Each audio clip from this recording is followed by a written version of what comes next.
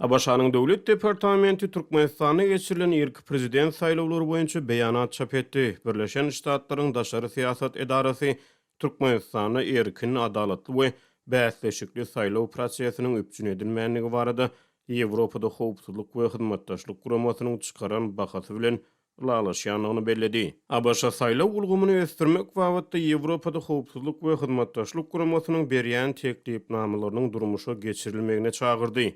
Giň ýaýran düzgün bozmalar bilen geçirilen 12 mart ilk prezident saýlawlarynyň ýeňijisi işden gidýän prezidentiň ogly Serdar Berdimuhammedow oglan edildi. Bu aralykda ekspertler Türkmenistana häkimetiň atadan ogly geçirilmegini Merkez Aziýa üçin howply göreldi adlandyrýarlar. Abaşanyň Döwlet Departamentiniň 15 martda çap eden beýanatyna Türkmenistanyň halkynyň erkin we adalatly saýlawlar arkaly öz liderlerini saýlamak hukugyna Birleşen Ştatlaryň ıgrarlydygy tasdiklandy. Beýanatda Abaşanyň Türkmenistany azat, adalatly we bäsleşikli saýlaw prosesiniň öpjün edilmänligi barada Ýewropada howpsuzlyk we hyzmatdaşlyk guramasynyň demokratik institutlary we adam hukuklary boýunça edarasynyň gelen netijesi bilen alalaşýanlygy bellenildi. Biz Türkmenistanyň hökümetine saýlaw ulgamynyň baha berji hasabatda görkezlen ülüňlere laýyk getirilmegi üçin demokratik institutlar we adam hukuklary boýunça edaranyň beren teklipnamalaryny berja etmäge çagyrýar diýip beýanat aýtdy. Ýa-da 8 martda demokratik institutlar we adam hukuklary boýunça edara Türkmenistanyň ilk prezident saýlawlaryna syýynçy missiýasyny ýerbermediligi maslahat berdi. Bu karar Türkmenistanyň saýlawlarda siyasi pluralizm we esasy adam hukuklaryny ösdürmek babatda guramanyň teklipnamalaryny berja etmediligi bilen esaslandyryldy. Şeýle-de Abaşanyň Döwlet Departamentiniň beýanatyny Birleşen Ştatlar bilen Türkmenistanyň arasyna hyzmatdaşlygyň Türkmenistanyň öýde utýarlylygyna, territorial bütünlügine, şeýle-de Merkez Aziýa sewtine howpsuzlyk we awadançylyk boýunça umumy maksatlara esaslanýanyny hem utalýar. Biz Türkmenistanyň halkynyň siýasata gatnaşmagyny höweslendirmegi, raýat jemgyýetiniň roluny ösdürmegi we umumy bähwitlerimizi berkitmegi dowam etdirir diýip beýanatda aýdylýar. Giň ýaýran saýlaw düzgün bozmalary bilen geçirilen 12 mart ilk prezident saýlawlaryna işden gidýän prezident Gurbanguly Berdimuhammedowyň 40 ýaşly ogly Serdar Berdimuhammedow ýeňiş gadanly. Merkez saýlaw toparynyň resmi sanlaryna görä kiçi Berdimuhammedow 72,97 göterim ses aldy. İlk saýlawlarda Serdar Berdimuhammedow bilen bir hatarda ozal tanalmayan başga da 8 kandidat prezident wezipesine dalaş etdi. Galy bersede tutuş saýlaw möhüminiň dowamyna döwlet habar terişçileri iş başyna prezidentiň ogluna ses berilmegini açaçan wagt etdi. Sewit häkimetleri bolsa Serdara ses berilmeligi barada ýoksa da munyň netijeleri barada ilata duýduruş berdi. Muňa garamazdan saýlawlarda ikinji orna ýelan Hydyr Nurnaýew sesleriň 11,9 göterimini aldy. Mara vilayatynyň häkiminiň orunmasary Agajan Bekmunadow bolsa sesleriň 7,22 göterimini aldy. Şeýle-de biziň habarçylarymyz saýlawlaryň dowamyna giň ýaýran düzgün bozmalar barada habar berdiler. Hiç kim bu düzgün bozmalary hatda ýaşyrjagam bolmady. Şeýlelik bilen 12 mart Aşgabatda habarçymyz adaty A4 ölçegli kagyda çap edilen saýlaw bültenleri, olaryň hemmeleri we çäksiz mukdarda paýlanan barada gurrun berdi. Sagat 17:00-da saýlaw uçastagy boşdy. Men ýeketäk saýlawçydym. Saýlaw bültenlerini pasporta görä däldi. Kwartirada hasap alınan adamlaryň sanyny görä berdiler. Pasporta asla seretmediler. 3 bülten berdiler. Sorasam ýene berjekdiler. İçim pişigim üçin sorasam berseler gerek diýip pikir etdim. Bültenleri adaty A4 ölçegli kagyda çap edipdirler. Onuň diňe beýleki ýüzüne möhür basylypdyr diýmeseň başga gorugy ýok, hatda belgileri hem ýok diýip paýtagat ýaşaýjy saýtdy. Azatlygyň ýurdun bir vilayet administrasiýasynyň çeşmesi 13 mart gecesinde nädogry kandidaty ses berilen saýlaw bültenleriniň ählisiniň üýtgedilendigini habar berdi. Saýlaw uçastyklary sagat 19:00-da ýapyldy. Emma häkimlik ähli saýlaw uçastyklaryna zerur netijeler bolýança hasabat iýermezlik barada görkezme berdi. Ýagny köp bolmadyk meşberdäk saýlaw bültenine Serdar Berdimuhammedow bellenilipdir. Beýleki dalaşgarlar üçin köp ses berilipdir. Bütün gece täze bültenlerde Serdaryň adynyň gapdalyny belli goýdular. Diňe şondan soň ýary geceden soň häkimlik bültenleri kabul edip Aşgabat şäherine iýerip başlat diýip azatlygyň çeşmesi aýtdy. Türkmenistanyň 30 ýyllyk garaşsyzlyk taryhyny şu wagt içinde geçirilen hiç bir saýlaw halkara finçler tarapyndan hiç açan erkin we adalatly saýlaw diýilip ikrar edilmedi. Serdar Berdimuhammedowyň wezipe saýlanmagy bilen Merkez Aziýa ýurtlaryny häkimet ilkinji gezek atadan ogly miras galdyrylýar. Ekspertler bu ýagdaýyň sewit ýurtlary üçin howply göreldi bolup biljekdigini utaýarlar.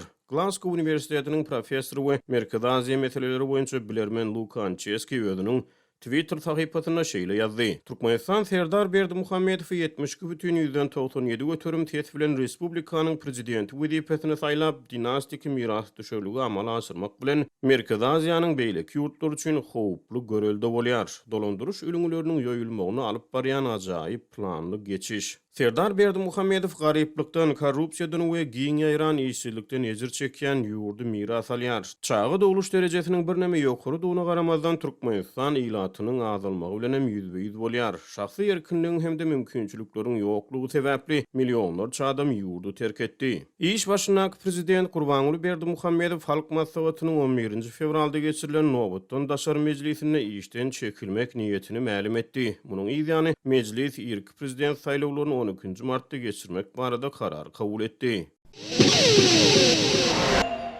Yaz paslynyň ýetip gelmegi bilen Türkmenistanyň Lebap welaýatynda erkek çağalary sünnet etdirmek mögsümi başlady.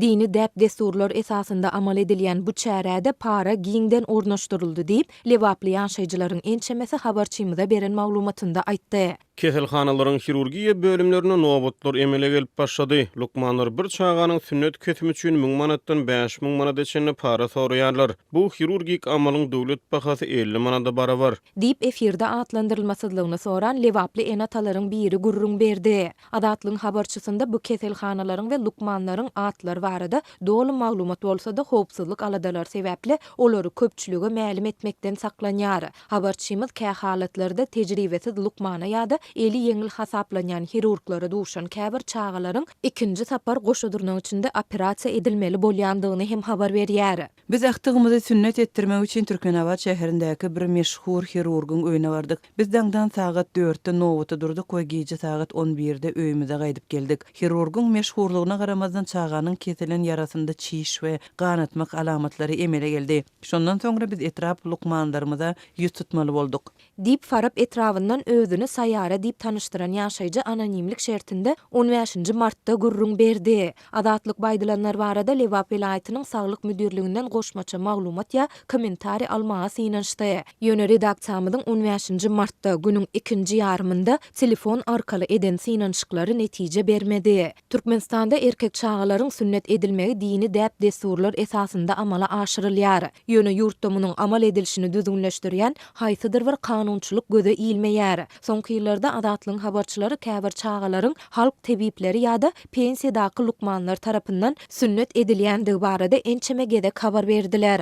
Bu habarlaryň arasynda häkimet wekilleri halk tebiplerine we çağalary öýünde sünnet edýän lukmanlara karşı gödökçülüklerini wagtal güýçlendirýärler. Geçen ýylyň martynda Farapdaky habarçymyz etrap häkimetleriniň çağalaryň diňe döwlet saglyk edaralarynda sünnet etdirilmegini talap edýändigini habar berdi. Şeýle dol kanun goraýjy işgärleriň çağalaryň öýlerde sünnet edilmezligi barada tebiplerden dilhata alýandygyny hem aýtdy. Erkek çağalaryň sünnet etdirilmegi dünýäde esasan musulman ýurtlarda hemde ýewreýleriň arasynda giň ýaýrandyr. Türkmen maşgalalarynda erkek çağalaryň sünnet etdirilmegi dawaraly ýagdaýda ýörite çäre ýagny sünnet toýu bilen bellenilýär. Türkmenistan halkara guramalarynyň korrupsiýa hasabatlarynda ýylyň iň ýydaky orunlaryň birini eýleýär. Habarçylarymyz da Türkmenistanlaryň ençemesi korrupsiýanyň ýurdun tas ähli pudagynda giňden ýaýrandygyny ýygyderli habar berýärler.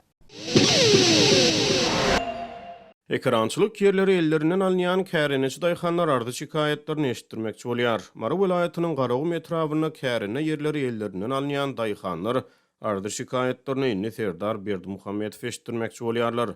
Bu barada Adatlyk radiosynyň habarçysy 16 martda Sewitden habar berdi. 12 martda geçirilen prezident saýlawlarynyň soňra merkez saýlaw topary işden gidýän prezident Gurbanuly Berdimuhammedowyň ogly Serdar Berdimuhammedow ýeňi jyglan etdi. Munyň ýa-ni marly käreneçiler ardy şikaýetlerini Serdar Berdimuhammedowa eşitdirmek üçin öz aralaryna gol ýygnaýarlar. Olar öýde karançylyk ýerleriniň ýerli häkimetler tarapyndan wagtlaýyn ellerinden alınýanyny hemde telekeçilere berilýändigini aýdýarlar. Käreneçileriň sözlerine görä bu çäreler 2021-nji ýylyň ýanwaryndan bäri dowam edýär. Garawumly daýhanlar geçen ýylyň başlaryna oba geňeşligine çagyrylyp olary öz kärene ýerleriniň telekeçilere geçirilýändigi habar berilipdir. Ol kärene ýerleri inni size degişli däl. Siz iş başaraňyz ok. Şol sebäpden iş başaracak telekeçilere berýäris. Ýöne kärine yerleri sizin adyňyzda durar. Ol telekeçiler sizin kärine yerlerinizi wagtlaýyn ulanır diýip owa başlygy kärineçiler aýdypdyr. Daýhanlar öz kärine yerleriniň ellerinden alınıp telekeçilere berilmegine närazyçylyk bildirýärler. Olar bir ýyl bäri özleriniň kärine yerlerini ýygyny almak üçin finansiýanlyklaryny aýdýarlar. Biz bu ýagdaýy häkime aýtdyk, häkim bizden ýüze vurdy. Biz Aşgabatda ýazjak diýdik.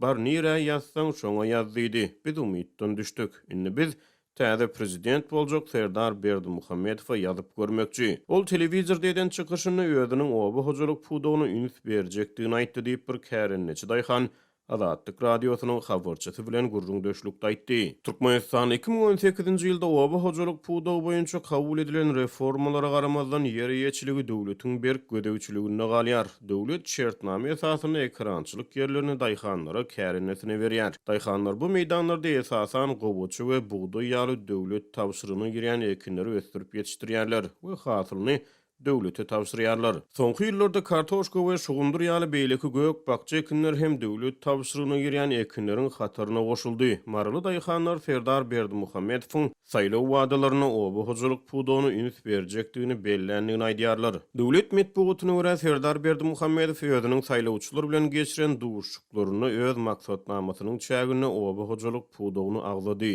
Ýöne düýpli özgörtmeleri açaçan işaret etmedi. Ol 2 martda marly saýlawçylar bilen geçiren duşugyny oba hojalyk önümleriniň bol hasylyny almak, adyk bolçulugyny üpçün etmek maksady bilen ekrançylar üçin amatly şertleri döretmäge gönüktirilen özgörtmeler dowam ettiriler diýdi. Ýöne özgörtmeleriň jekmejek ugurlaryny aýdyňlaşdyrmady. TDH-nyň habaryna görä Serdar Berdimuhammedow 28 fevralda Balkany saýlawçylar bilen geçiren duşugyny oba hojalygyna özgörtmeleriň ilkinji nowatdaky wezipeleriň hataryna durýanyny aýtdy. Ýöne gödüňine tutulýan özgörtmeleri aýdyňlaşdyrmady. Ol 23 fevralda lewaply saýlawçylar bilen geçiren duşugyny hem oba hojalyk önümçiligini ösdürmegi ilkinji nowatdaky wezipeleriň hataryna agzady. 7 martda Türkmen medeniýeti Serdar Berdimuhammedowyň maksatnamasynyň dolu görnüşini çap etdi. Ýöne onuň maksatnamasy oba hojalyk pudawyna mümkin bolan özgörtmeleri asla agzamady. Biz özümizi bilelýimiz bäri şol 2 hektar kärine ýerimiz bilen hojalygymyzdaky mal garalarymyzy ekläp gelýäris. Dogry, 2 hektar ýer gaty uly ýer däl. Ýöne muňa garamazdan biziň öý hojalygymyz şol ýer bölegine mätäş diýip marly kärineçi Azatlygyň habarçysy bilen gurrun döşlükde aýtdy. Daýhanlaryň sözlerine görä hususy telekeçiler giň meýdanyna 60-70 hektar töweregi ýerde ekin ekip oba hojalyk önümçiligi bilen meşgullanýarlar. Serdar Berdimuhammedow 12 martda saýlaw güni ýerli we halkara jurnalistleriň sorawlaryna beren jogabyna hususy pudawy telekeçilige üns gönükdiriljekdigini aýtdy. Kärineçi daýhanlar ekrançylyk ýerlerini suwarmakda, su paýlanşygyny hem telekeçileriň bähwetleriniň ileri tutulýanyny, olaryň öňdölügi düzýänligini aýdýarlar. Şu ýyly ýene biziň kärine ýerlerimiz özümize berilmedi, ýene telekeçilere berildi. Belki de inni biz ýazmaça gurrun bersek kärine ýerlerimizi ýygyna gaýtaryp bererler diýip marly daýhan umyt bildirdi. Türkmen medeniýetine görä şu ýyl Mary welaýatyna 366,16 müň hektar ýer oba hojalyk ekinleri üçin bölünip berilýär. Olardan 161 müň hektar ýeri gowaçy, 15 müň hektara gant çugundurny, 13 müň hektara kartoşka we beýleki ekinleri ekmek gödüňine tutulýar. Türkmenistany daýhanlar ýyllar boýy dökün tehnika we suw ýetmezçiliginden şikaýet edip gelýär. Synçylar ýurduň oba hojalyk pudawynyň ýerlikli dolandyrylmaýanyny aýdýarlar.